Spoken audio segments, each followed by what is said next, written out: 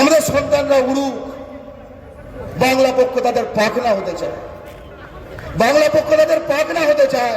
বাংলা পক্ষ বাঙালি জাতির ঐতিহাসিক অস্ত্র। Welcome to Kathamuk, your global source for the latest headlines and in-depth analysis from around the world.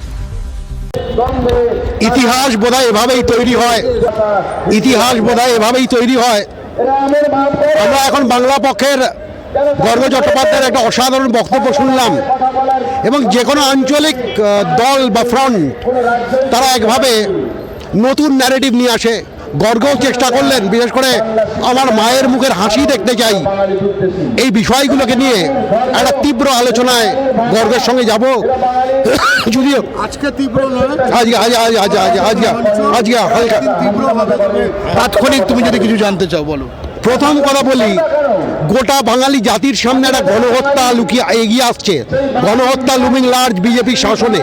তুমি একই সঙ্গে বিজেপিকেও যেভাবে আক্রমণ করছো, কংগ্রেসকেও সেভাবে আক্রমণ করছো, বামেদেরও সেভাবে আক্রমণ করছো। এটা কি পলিটিক্যালি একটা দুর্বলতা তৈরি হচ্ছে না? যে নাম নিয়েছি, তৃণমূলটা বাদ দিলে কেন? কিন্তু আমরা বিজেপিকে এবং অন্য সকলকে আলাদা কাতারে রাখি, এটা তোমার নোট করা উচিত ছিল। কারণ বাঙালি জাতির ধ্বংস চাওয়া আর কোনো দল নেই বিজেপি ছাড়া।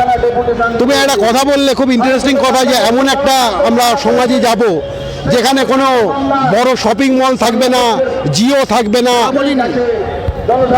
শপিং মলের বাঙালি হবে আজকে মুর্শিদাবাদের যে ফেরিওয়ালা উড়িষ্যায় মার খাচ্ছে সে। না, তোমার বক্তব্যে জিও না থাকার কথা তুমি বলেছিলে, তার মানে তুমি বাঙালি বলিনি যে ওয়াইফাই আর স্মার্টফোন থাকবে না। আমি সেটা বলছি না। তাহলে কি তুমি পুঁজিবাদের কোনো অল্টারনেটিভ খুঁজছো? একদমই না। আমরা বাঙালি মালিকানাধীন পুঁজিবাদ চাই, আসল পুঁজিবাদ চাই, এই সাম্রাজ্যবাদের অন্তর্গত। ঠিক আছে, এই বেনিয়াতন্ত্রের মুৎসুদ্দিদের এই বিকৃত গলা পচা পুঁজিবাদ আমরা চাই। তুমি নিশ্চয়ই পুঁজিবাদ সম্পর্কে অভিহিত, আমার চেয়ে বেশি আশা করি, যখন বলছো বাঙালি মালিকানায় যখন ইংরেজ আমলে একের পর এক শিল্প কারখানা তৈরি হয়েছিল, সেখানে কিন্তু লেবার এক্সপ্লয়টেশন কম ছিল না। তাহলে কি আমরা কি একটা এক্সপ্লয়টেশন থেকে আরেকটা এক্সপ্লয়টেশনে যাব? তার নেতৃত্ব দেবে বাংলা পক্ষ।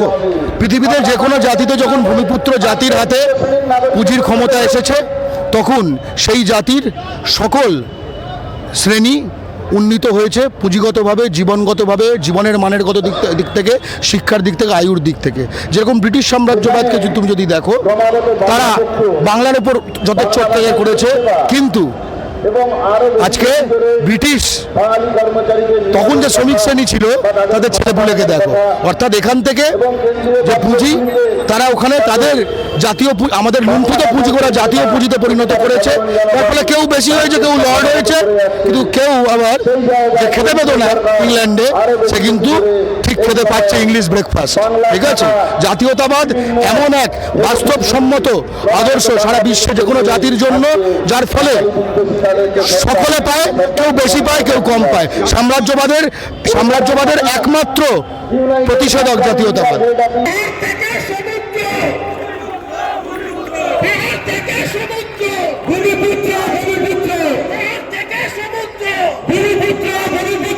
তুমি যে মায়ের কথা বললে, যে বাংলার মা আসতে চায়, বাংলার মা একটু বাংলা মা,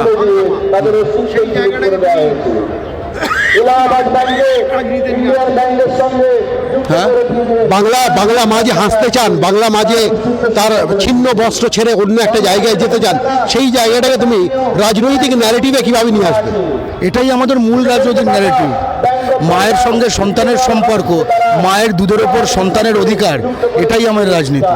কিন্তু তোমার যে ভাষা, সেটা কি বিদ্যাসাগরের, যে তুমি বললে বিদ্যাসাগরের বাংলা জেগে উঠছে, হালাল কিংবা ঝটকা, এই ধরনের যে তুমি ভাষা ব্যবহার করছো, একটা মাঝে মাঝে একটা উগ্র জাতীয়তাবাদ তৈরি করছো, সেটা কি বিদ্যাসাগরের চেতনার সঙ্গে যায়? সাম্রাজ্যবাদ আক্রান্ত জাতিতে, ঠিক আছে, জাতির প্রতিরোধে কোনো উগ্রতা বলে কিছু হয় না। শেষ প্রশ্ন আজকের মতো, তুমি বলেছো যে বাংলার ভূমিপুত্ররা অনেকভাবে বঞ্চিত দীর্ঘদিন ধরে, কিন্তু তাদের তো বঞ্চিত করে দেখেছে বাঙালি পলিটিশিয়ানরা, বাংলার পলিটিক্সই। গত 50 বছরে কেন কোচদের, কেন রাজবংশীদের, কেন অন্যান্য সম্প্রদায়ের সেই অর্থে কোনো সংরক্ষণ দেওয়া হয়নি? সেটা তো বাংলার রাজনীতির ফল, এটার জন্য তুমি তো বাইরের রাজনীতিকে দায়ী করতে পারো না। যে রাজনীতিতে নিজের মাতৃভূমিতে, নিজের রাজ্যে বাঙালির নিজের স্বাধিকার নেই, সে অন্যকে কি অধিকার দেবে?